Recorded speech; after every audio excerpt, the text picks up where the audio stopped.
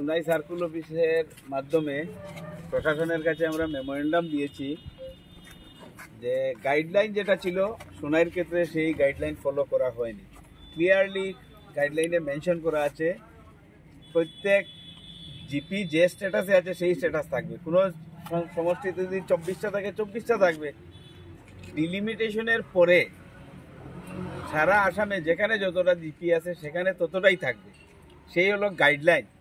কিন্তু কাছাড় ডিস্ট্রিক্টে জানি না আমাদের জেলাধিপতি মহোদয়ের কি হয়েছে, সমস্ত গাইডলাইন ভেঙে নিজে কোনো জনপ্রতিনিধিদের সঙ্গে কোনো অন্য জায়গায় করেছেন কিনা জানি না, আমার সঙ্গে কোনো আলোচনা করেনি। নাম্বার 1। নাম্বার 2, যারা স্টেক হোল্ডার, পঞ্চায়েতের যারা মেম্বার, পঞ্চায়েত, এপি, জেলা পরিষদ, দীর্ঘদিন থেকে এখানে একটা পঞ্চায়েতের পরিষদ আছে, আঞ্চলিক পঞ্চায়েতের একটা টিম আছে, বডি আছে, কারো সঙ্গে কোনো কথা প্রশাসন বলেনি। একপক্ষীয়ভাবে সুনাইয়ের উন্নয়নে ব্যাঘাত ঘটানোর মতো একটা ডিলিমিটেশন, আমাদের ন্যূনতম 24টা জিপি যেখানে হওয়া প্রয়োজন সেখানে 18টা জিপি করা হয়েছে। এটা আমরা কোনো অবস্থায় মেনে নিব না।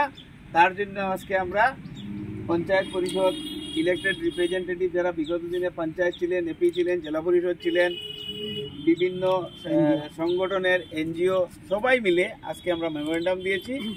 যদি কোনো সুরাহা না হয় তাহলে আমরা আইনের দ্বারস্থ হব। আইন সবার জন্য এই বিজেপি সরকার একেবারে নিকৃষ্ট রাজনীতিতে নেমেছে, এটা কোনোভাবে মেনে নেওয়া যায় না।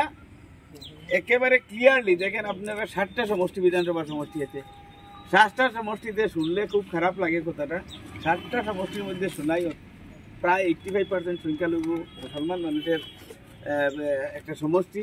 এইখানেই জিপি কম করে দেওয়া হয়েছে, এখানে জিপি কম করে দেওয়া হয়েছে, হোয়ারেজ অন্যান্য সমষ্টিতে জিপি বাড়িয়ে দেওয়া হয়েছে। এটা অত্যন্ত পক্ষপাতমূলক, কোনোভাবে মেনে নেওয়া যায় না, বেআইনি।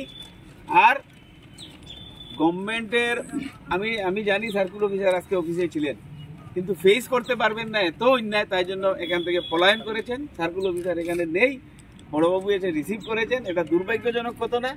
প্রশাসন যদি সঠিকভাবে করেন তাহলে কেন পলাবেন?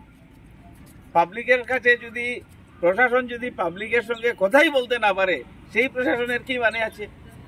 তাই আমরা সর্বশেষ সিদ্ধান্ত আমরা আইনের দ্বারস্থ হব। আমরা আমাদের সুনাইয়ের উন্নয়নে যাতে ব্যাহত না হয়, আমাদের ফান্ড এলোকেশন যাতে কম না হয়, তার জন্য আমরা যেন যে কোনো মূল্যে আমরা 24টা জিপি করার জন্য আমরা সর্বসম্মতি সর্বত্র আমরা চেষ্টা করব। ডিলিমিটেশনে আমাদের যে প্রক্রিয়া আছে, ক্লেম অ্যান্ড অবজেকশন, সেটাতেও আমরা যাব। আমরা আইনের দ্বারস্থ হব।